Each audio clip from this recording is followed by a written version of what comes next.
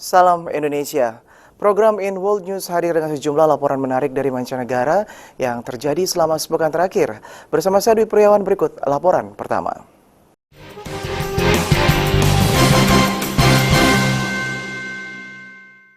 Kita awali berita pertama dari Afghanistan. Pemirsa, serangan bom mobil bunuh diri terjadi di luar markas polisi di Firozkoh, Provinsi Gor.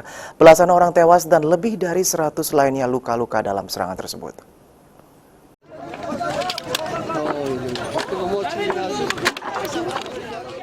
Serangan terjadi ketika seorang pelaku bom bunuh diri berhasil meledakkan mobil bermuatan bahan peledak yang dikendarainya di luar markas polisi di Firozkoh, Provinsi Gor. Pejabat-pejabat Afghanistan mengutuk serangan di provinsi miskin tersebut sebagai tindakan terorisme dan mengatakan sebagian besar korban adalah warga sipil. Ledakan dahsyat tersebut juga merusak beberapa kantor pemerintah di dekatnya. Kepala Rumah Sakit Provinsi Gor, Mohamed Omer Lalsad, mengatakan kepada VOA, sejumlah korban luka-luka berada dalam kondisi kritis. Belum ada kelompok yang mengaku bertanggung jawab, meskipun Kementerian Dalam Negeri Afghanistan menyalahkan pemberontak Taliban.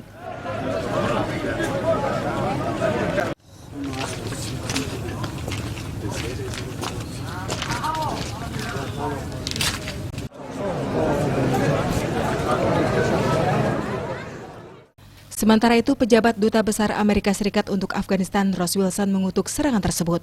Kecaman Wilson disampaikan melalui akun Twitternya. Masih dari Afghanistan, pemirsa, puluhan ribu orang di Afghanistan Selatan meninggalkan rumah mereka untuk menghindari pertempuran sengit antara Taliban dan pasukan keamanan. Intensitas kekerasan terus meningkat meskipun pembicaraan damai sedang berlangsung.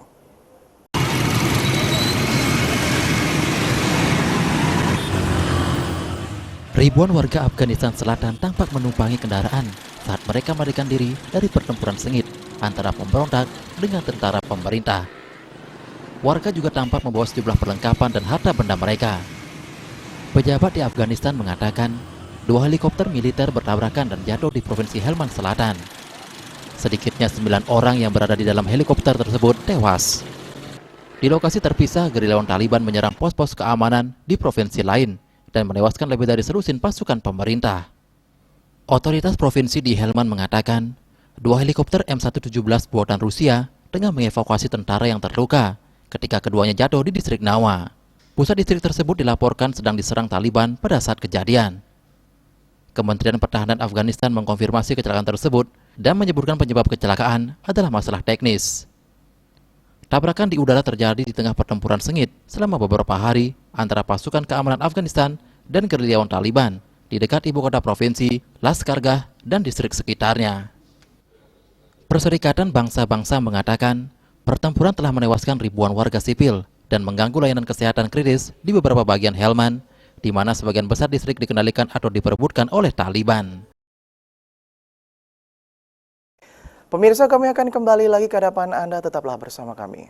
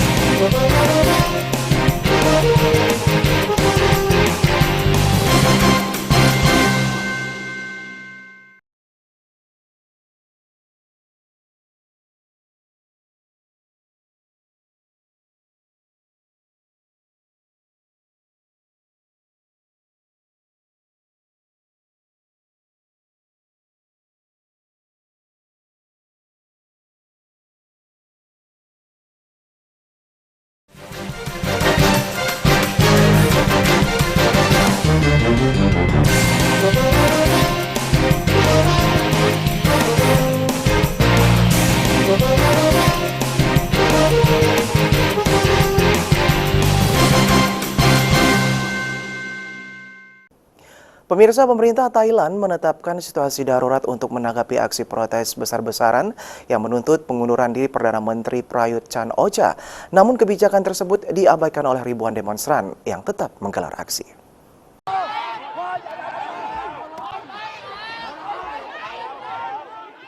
Ribuan demonstran mengabaikan situasi darurat yang ditetapkan Perdana Menteri Prayut Chan-o-cha untuk menanggapi gelombang aksi protes anti pemerintah. Prayut menandatangani dekret tersebut setelah puluhan ribu demonstran berunjuk rasa di kantornya di Bangkok dan bertekad tidak akan pergi sebelum sang Perdana Menteri setuju untuk mundur. Tidak lama setelah situasi darurat ditetapkan, polisi membubarkan massa dan menangkap lebih dari 20 orang yang menolak untuk pergi, termasuk pemimpin aksi protes Arno Nanpa dan Parit Penguin Ciwarak. Dalam unjuk pembangkangan yang luar biasa tersebut, para demonstran didorong oleh polisi saat mereka berteriak-teriak ke arah konvoi mobil yang membawa Raja Maha Vajiralongkorn dan Ratu Sutida. Meskipun ada peringatan agar para demonstran tidak melanjutkan rencana demonstrasi di ibu kota Thailand, hingga 1.000 demonstran tetap berkumpul di kawasan perbelanjaan Bangkok. Massa memblokir persimpangan utama di mana salah seorang pemimpinnya ditangkap. Massa juga menyerukan slogan-slogan yang menyerukan pengunduran diri Perdana Menteri. Dekret Perdana Menteri tersebut melarang pertemuan politik 5 orang atau lebih dan penyebaran berita dan informasi online yang diyakini pemerintah dapat mengancam keamanan nasional.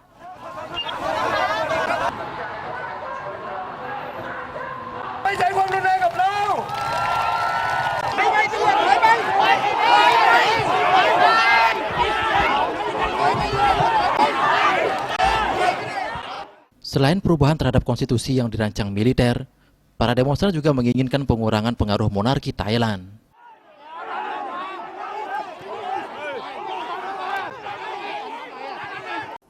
Sementara itu pemirsa, banjir bandang dipicu hujan lebat menerjang wilayah selatan India. Puluhan orang dilaporkan tewas dalam bencana alam tersebut.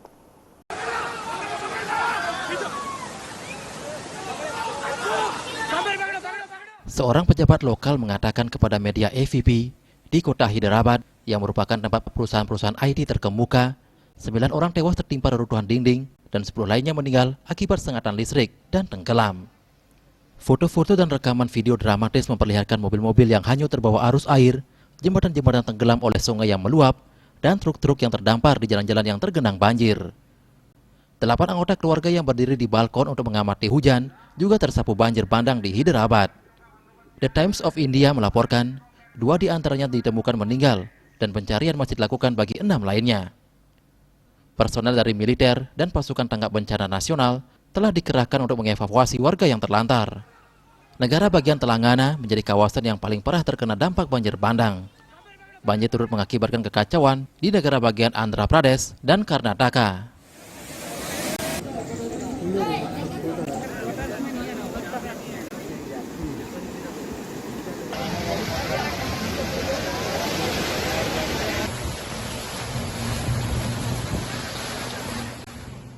Banjir bandang telah menewaskan ratusan warga di seluruh India setiap tahunnya. Para pakar menyatakan, banyaknya korban jiwa disebabkan oleh konstruksi dan sistem peringatan dini yang buruk.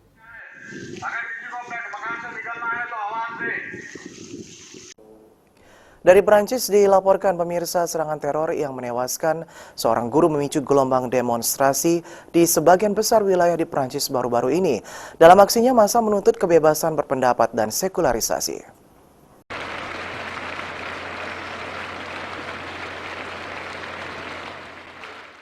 Pemerintah membahas tanggapan yang lebih tegas terhadap kelompok ekstremis yang membunuh secara brutal seorang guru Prancis.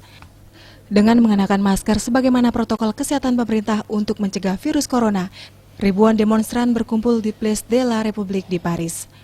Demonstrasi berlangsung setelah seorang guru yang diidentifikasi bernama Samuel Paty tewas dibunuh secara brutal di sebuah sekolah menengah di Paris. Sebagian demonstran melambai-lambaikan bendera Prancis, sementara sejumlah orang yang memimpin demonstrasi menyampaikan bela sungkawa untuk korban terakhir aksi terorisme di Prancis tersebut. Sebagian warga mengenang kembali masa suram luar biasa dan kepedihan hampir 6 tahun lalu ketika jutaan demonstran juga turun ke jalan menyampaikan tuntutan kebebasan berpendapat yang sama pasca serangan teroris terhadap kantor majalah satir Charlie Hebdo.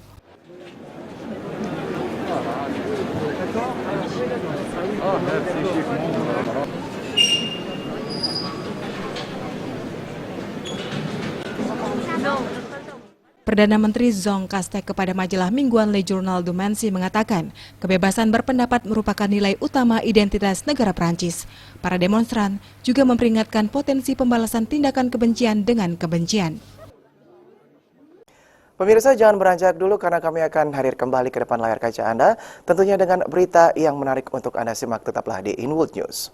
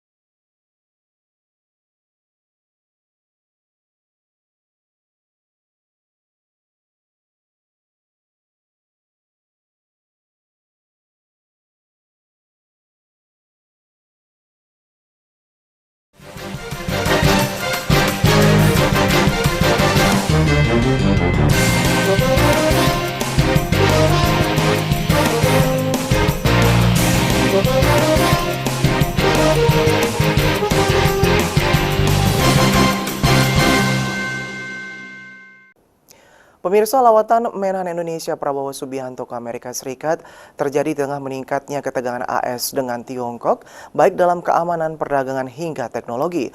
Ancaman Tiongkok juga menjadi salah satu isu dalam kampanye Pilpres dengan saling tuding bahwa kandidat lawan salah strategi menghadapi Tiongkok. 3 dekade lalu, Amerika Serikat membantu Tiongkok bergabung dengan Organisasi Perdagangan Dunia (WTO) dengan harapan peningkatan perdagangan dengan dunia luar akan memicu demokratisasi Tiongkok. We thought that as China got more into trade and economics, that the incompatibility of a communist regime with free trade, or relatively free trade, would essentially cause a change in their behavior. Yang terjadi bukan demokratisasi, menurut James Jones, tapi penguatan sistem otoriter, pencurian teknologi barat, serta upaya merongrong keamanan Amerika dan sekutu-sekutunya. We know what they're doing in cyberspace in terms of stealing intellectual properties wherever they can. So China presents a soft, and all their words are very, very gentle and well-meaning. And but we shouldn't be deceived. They're planting as many Trojan horses in our countries as they possibly can. Di bawah Xi Jinping, Jones dan analis lain juga mencermati kemakmuran Tiongkok juga dimanfaatkan untuk mengganti Amerika Serikat sebagai kekuatan terbesar di Asia Pasifik maupun dunia. Ini memunculkan tantangan baru dibandingkan Perang Dingin sebelumnya. The Soviet Union knew that if they crossed the inter-German border, there would be a battle, and NATO would defend. But we never exactly said when we would escalate to nuclear weapons. Today, you're talking about air, land, sea, space, and cyber. This is very dangerous. Sementara negara-negara Asia Pasifik juga terkena dampaknya. In the South China Sea, you may see an accidental engagement. It is something that China is obviously serious about, and we are obviously serious about keeping the freedom of navigation and international law at the top of the list. Capres Partai Demokrat Joe Biden menuding Presiden Donald Trump salah strategi dengan memicu perang dagang dengan Tiongkok yang dianggapnya lebih merugikan pekerja AS. Sementara kubu Trump menuding Biden akan tunduk kepada Tiongkok dan selama ini diam saja dengan menguatnya Tiongkok. Tapi analis mencermati siapapun pemenang Pilpres nanti, menguatnya Tiongkok tetap akan mengganjal hubungan kedua negara. Dari Washington DC, Nova Purwadi, VOA. Sementara itu, pemirsa, memakai masker untuk mencegah penyebaran COVID juga membuka peluang usaha bagi pengrajin, desainer, bahkan rumah mode. Banyak konsumen tak melihat masker sebagai APD saja, tapi juga sebagai aksesoris pelengkap penampilan. Selain masker senar kebiruan, kini ada masker berbagai warna dan corak. Warga kawasan Harlem di kota New York ini ingin tampil beda. Sambil melindungi diri dan sesama dari virus corona, ia memberi sentuhan negara asalnya, Pantai Gading di Afrika Barat, ke masker yang dikenakannya. Good thing about it is like it represents my culture. It represents Africa, and I'm from Africa originally. So it was the right way for me to make a statement. So I really like this because, as you can see, it has some room for breathing. As opposed to the regular mask that is super flat, this one has a place for the nose so I can breathe on it. Not only that, I like the color because it fits a lot with my clothes. I'm pretty neutral, so most of my outfit will look perfect with this. Ia membeli masker dari seorang perancang busana lokal yang sering menggunakan tekstil dari Afrika. Masker-masker ini membuat Melissa bisa memadukan antara pakaian yang dikenakan dengan masker khas Afrika koleksinya. I really like to look well presented. I like to look chic. And mostly when I first saw the mask at the beginning, it was all blue. It was looking like medical mask. And I didn't think that it looked well with my outfits. So I wanted something fashionable to begin with. And I wanted something that I can make a statement. If I go somewhere, everybody can look at the mask and look at it. Merespons pandemi dan anjuran serta aturan penggunaan masker di luar rumah, sejumlah desainer memang beralih dari pembuatan pakaian ke masker, menggunakan tekstil dengan berbagai warna dan pola. The factories and designers were very quick to jump on the bandwagon. There were people in factories who had no work to do, and now they do because of masks. So they quickly converted their factories to producing them. At first, they were merely functional or for a medical use, and now they've added fashion masks. So they've done it quickly. That's surprising, but it shows our potential as an industry to react. Selebgram atau influencer juga berperan. Sebagian desainer juga sekaligus menggalang dana amal. Tory Burch misalnya, menjual 5 masker seharga $35, yang $10 disalurkan ke lembaga amal. Pemirsa, atraksi rumah hantu atau tur tempat menyeramkan alias ghost tour biasanya menandai bulan Oktober menjelang Halloween pada 31 Oktober. Tapi tahun ini semua kegiatan wajib disertai protokol kesehatan terkait COVID. Salah satunya bisa disaksikan dekat San Francisco dengan rumah hantu drive-thru. Atraksi rumah hantu di Pleasanton, California, tak jauh dari San Francisco, sudah menjadi tradisi bagi pendirinya. My parents and we started it in their backyard on Emerson Street 29 years ago. It was a keg and some friends scaring the neighborhood kids, and it got bigger and bigger. Tapi dengan pembatasan sosial serta panduan pejabat kesehatan soal kegiatan Halloween yang aman, rumah hantu Pirates of Emerson menjadi atraksi drive-thru alias layanan tanpa turun. And we came up with this idea of a drive-thru, and off we went, and here we are. You know, it took about 6 weeks to put it together, and there's about 20 trailers full of stuff out here. It takes up about 10 acres, and it's over a 20-minute drive, maybe 20-25-minute drive, maybe if you take it nice and slow. Tanpa turun dari mobil atau bahkan buka jendela, pengunjung dijanjikan pengalaman mengerikan. Sementara mereka tetap aman dari pengalaman mengerikan dunia nyata terpapar virus corona. Our event is going to allow people to come through and experience something unique, and it's going to do it in a safe manner that they're going to feel safe and they're going to feel comfortable doing. You know, as well as our actors, everybody that's down here is COVID compliant. Tadinya atraksi rumah hantu ini rencananya dibatalkan sebelum pemilik atraksi ini akhirnya mengubahnya menjadi atraksi Lantatur. It's a great way to have the Halloween spirit in 2020 when we really need it. And we're doing it in a way that's super safe. So I really approve of the drive-thru idea. I think it's really cool.